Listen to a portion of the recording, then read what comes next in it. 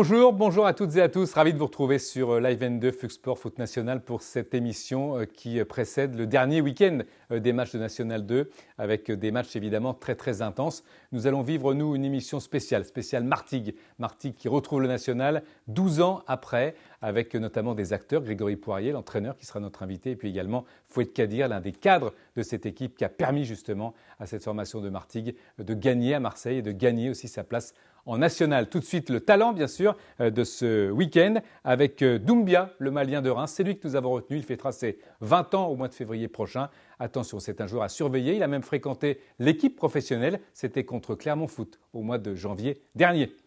On vient tout de suite justement à ce programme de ce week-end, un programme très alléchant avec également beaucoup de matchs disputés, notamment pour la descente et pour la montée. Deux montées validées, je vous le disais, Versailles, vous le savez, et puis Martigues, dont nous allons largement parler. Mais pour les autres, les deux autres groupes, ça reste très serré. On va voir ce qui se passe justement dans le groupe A. Saint-Malo, Saint-Privé. Alors là, on va parler de la descente. Saint-Malo, Saint-Privé.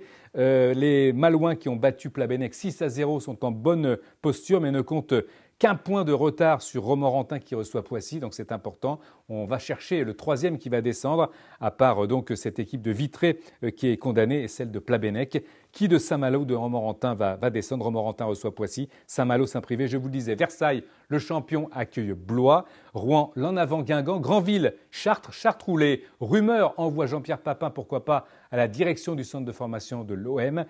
Chartres qui se sépare également d'Aurélien Gazot, 35 ans, qui a fini sa carrière à Chartres avec un total 137 matchs, c'est énorme avec cette équipe de Chartres. Les autres matchs, Caen-Plabennec, Vannes-Châteaubriand et puis Vitré déjà condamné face à Lorient. Le groupe B, là aussi, ça se joue plutôt dans le haut de tableau pour le groupe B avec Fleury qui va recevoir le Racing Club de Lens qui doit descendre normalement. Fleury, 62 points, alors que Paris 13, 63 points, se rend à Schiltigheim qui a encore une chance de rester dans sa division, dans son groupe de National 2. Donc attention, match peut-être plus compliqué pour Paris 13 qui en plus se déplace que pour Fleury. Tout peut se jouer, tout va se jouer de toute façon lors de cette dernière journée. À noter les autres matchs: Épinal, Auxerre, Metz, Bobigny où il y a ce joueur exceptionnel Hachem, un jeune joueur qui est dans le viseur de pas mal de clubs. Il y aura Saint-Maur, Saint-Quentin également, Entente, Haguenau, Belfort-Reims et Beauvais, Sainte-Geneviève.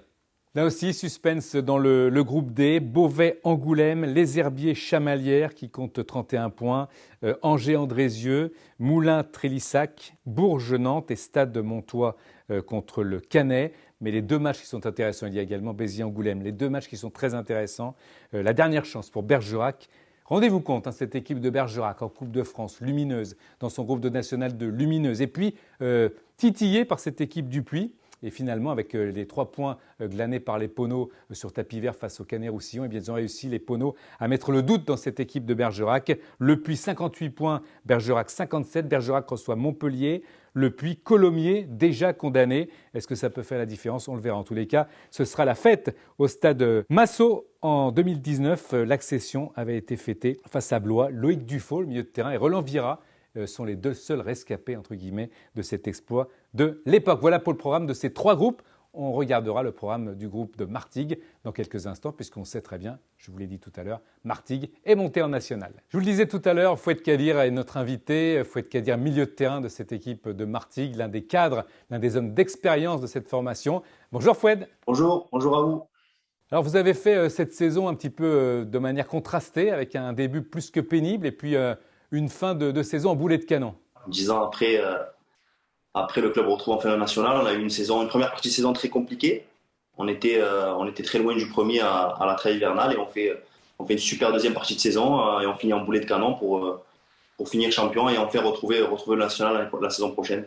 Foued, quel a été le déclic vraiment? Est-ce qu'il y en a eu un d'ailleurs? Le discours du coach a toujours été le même en janvier lorsqu'on était décroché, qu'on était à 12 ou 13 points du premier. Il a toujours été le même, il a toujours dit que pour lui on était la meilleure équipe de ce championnat de National 2, qu'il fallait y croire jusqu'au bout et que sur cette deuxième partie de saison il fallait qu'on soit la meilleure équipe et qu'on le démontre sur le terrain. Et on a enchaîné les victoires, on ne s'est pas posé de questions, on s'est rapproché petit à petit du premier et jusqu'au jour où on l'aurait passé devant justement sur cette confrontation directe. Donc les choses se sont faites petit à petit, mais on n'a jamais rien lâché, c'est ce qui a fait notre force. Alors on va rappeler, avant de vous parler, de vous demander un peu l'ambition que vous avez, on va rappeler, Foued Kadir, votre parcours, parce que vous êtes né à Martigues, formé à Martigues, vous êtes passé par Cannes, également de nombreux clubs, Valenciennes, Amiens, avec des buts extraordinaires, Rennes, Marseille, l'Espagne, dont le club de Getafe, et puis ce retour à Martigues qui retrouve le national après 12 ans d'absence. Quelle est aujourd'hui votre ambition, votre envie? Déjà de continuer à prendre du plaisir, tout simplement. Je suis à un âge avancé, comme vous le savez, comme tout le monde le sait.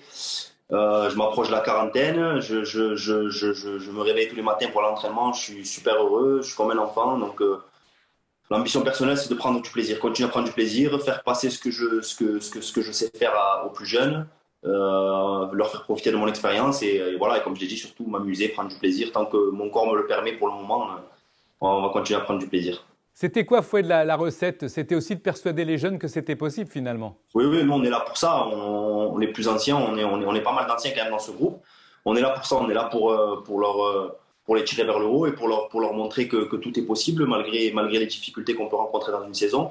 Et c'est ce qui a vraiment fait notre force cette deuxième partie de saison, c'est l'état d'esprit incroyable que l'équipe a eu. On a eu à plusieurs reprises des difficultés, même en plein match où on perdait, et on a réussi à renverser la situation en deuxième mi-temps. Donc oui, on est là pour ça, on est vraiment pour leur inculquer ces valeurs-là. Bon, ça sera la fête hein, à Turcan, Francis Turcan, le stade de Martigues. Foued, ça va être extraordinaire. Ouais, ça va être la fête. Je suis suspendu malheureusement parce que j'ai pris un 3e jaune il y a 2 semaines. Mais oui, ça va être la fête. Oui, c'est bien. C'est ça, on va pouvoir communier avec les supporters et puis c'est super de pouvoir enfin un peu redorer le blason de ce club qui a quand même un passé au haut niveau, donc et qui a connu de super joueurs dans les années 90. Donc c'est énormément de plaisir et une satisfaction énorme. Merci Foued, bonne continuation, à bientôt. Merci, à bientôt. Je vous le disais tout à l'heure, ravi pour tous les Martégots et aussi pour les anciens. Didier Tolo en fait partie. Didier, bonjour. Bonjour. Merci d'être avec nous aujourd'hui. Ça fait, j'imagine, quelque chose dans anciens que Martigues retrouve le national. Un vrai plaisir parce que moi j'ai passé 2 années là-bas, 2 années de première division où finalement j'ai marqué pas mal de buts. Voilà, donc c'était 2 années qui étaient très enrichissantes pour moi et je suis très très très heureux qu'ils retrouvent le national. C'est le fruit d'un véritable travail, hein, cette remontée, Didier. Oui, et puis je pense que voilà, pour la région, il y a un club de première division, il y a aussi Martigues qui pourra drainer pas mal de jeunes, puis c'était assez chaud à Martigues, donc voilà, c'est aussi une ville de football. Je pense que ça manquait dans le paysage du sud de la France. Alors, vous étiez à l'époque où il y avait Christian Saramagna déjà? Oui, il y avait Saramagna, j'ai joué aussi avec Ali Benarbia. Donc voilà, je me souviens d'un match en particulier, c'est le match de Nantes où Nantes était à ce moment-là sacré champion de France. Et je crois qu'on fait 3-3 à la maison dans un match assez fou où il y avait pas mal de buts. Est-ce que vous pensez que ce club a les structures, a la possibilité de franchir encore un autre palier, d'aller à un autre niveau? Oui, je pense que c'est une équipe qui peut aller au-dessus. Maintenant, ça fait quelques années qu'ils galèrent et qu'ils espéraient remonter en national. Donc, bon, c'est déjà stabiliser ces clubs en national. Et après, pourquoi pas essayer d'atteindre la Ligue 2. Mais ça me ferait plaisir d'aller jouer là-bas. J'avais joué le dernier match que j'ai joué, c'est le jubilé de Mazoncini. Il y avait d'ailleurs Zizou qui était venu. C'était aussi une belle fête. Merci Didier Tolo d'avoir été avec nous. On va rappeler que vous avez fréquenté cette équipe de Martigues entre 93 et 95 avec 72 matchs et 26 buts inscrits. Bravo pour votre travail également à Pau. Vous avez terminé 10e de Ligue 2. On vous souhaite bonne continuation et nous on va continuer à dérouler les matchs du groupe C, même si dans ce groupe tout est réglé puisque Martigues donc est champion et va rejoindre le national, on le disait. Regardez les matchs qui sont proposés ce week-end avec Saint-Priest-Jura-Sud, Fréjus-Aubagne, Martigues-Marignane, Vallières-Marseille, Hyères-Louan, Toulon-Gol FC, AS Monaco-Lyon et la Duchère-Grasse. À noter que Grasse a même doublé Gol FC au classement. Gol FC qui était leader quasiment toute la saison et qui malheureusement pour eux se sont écroulés. Les relégués sont Marseille, Monaco et Vallières dans ce groupe C. Grégory Poirier, comme promis, est avec nous, l'entraîneur de Martigues. Grégory, bonjour. Bonjour Denis, bonjour à tous. Merci d'être avec nous alors qu'on va revenir quand même sur cette soirée. Vous avez vécu une belle soirée après cette victoire. Oui, on a passé une très belle soirée. C'est vrai qu'on avait fait un pas en avant, on avait bien avancé. Donc voilà, mais c'est vrai qu'au moment de cette balle de match, il y a toujours un peu de tension et une émotion particulière. Donc on n'a pas fait un grand match. C'est souvent le cas quand il faut basculer définitivement.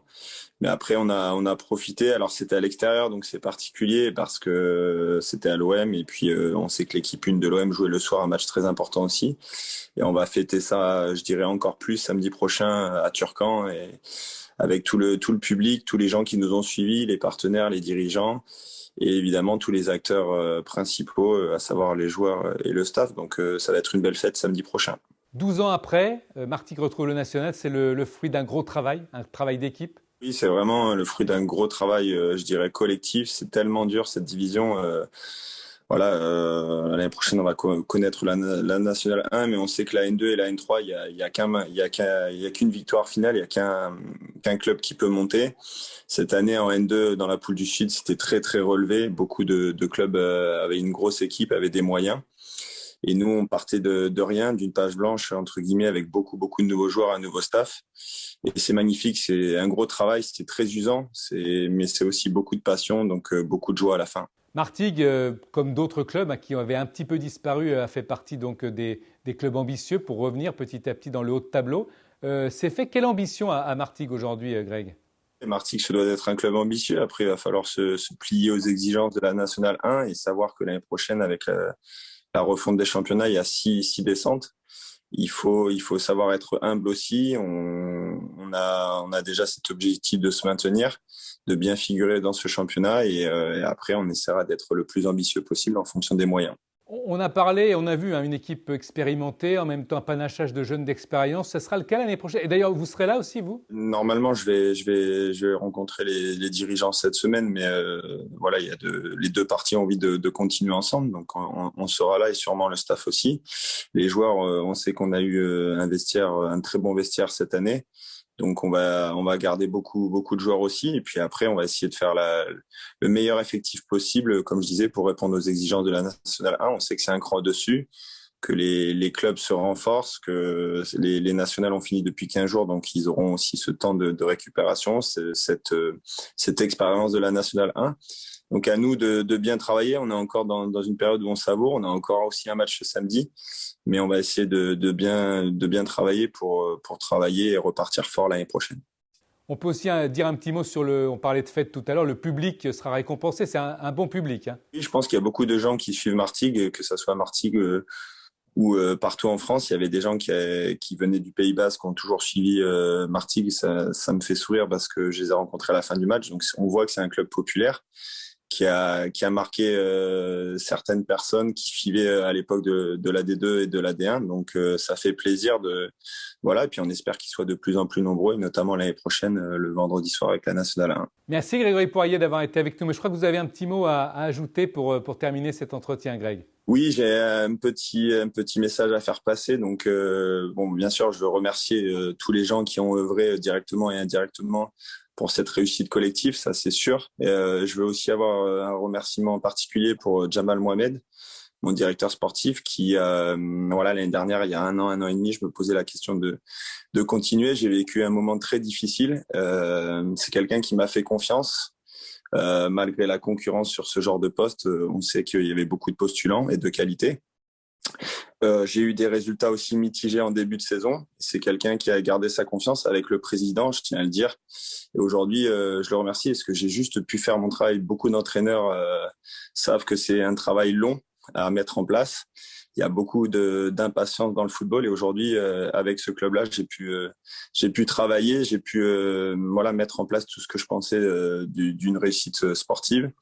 Donc je le remercie et j'espère que je serai un bon exemple aussi pour les jeunes entraîneurs. On sait que la carrière est faite de moments difficiles, de bons moments aussi, de moments de joie, mais il faut être fort et quand on a la foi en son travail, ça finit toujours par payer. Et voilà, comme je sais que c'est un parcours du combattant aussi pour les jeunes coachs. Aujourd'hui, j'ai que 39 ans et je sais que j'ai eu beaucoup de messages de félicitations, notamment d'entraîneurs qui rêvent d'évoluer à ce niveau-là. Je sais que c'est très difficile. J'ai pas eu un parcours de joueur de Ligue 1, mais je me suis construit tout seul. J'ai monté chaque division tout seul. Et aujourd'hui, c'est aussi, c'est pas une revanche personnelle parce que dans le foot, il y a de tout. Comme j'ai dit, il faut passer aussi par des moments difficiles. Mais c'est une fierté par rapport à ce message que je peux envoyer à beaucoup de personnes. Merci Grégory Poirier d'avoir été avec nous, entraîneur de Martigues. Félicitations encore pour votre montée. Merci à Didier Tolo, l'ancien de Martigues, d'avoir été également de la partie dans cette émission, tout comme Fouad Kadir, le milieu de terrain du club. Rendez-vous mardi avec Florian Sermès pour Replay N2. À bientôt.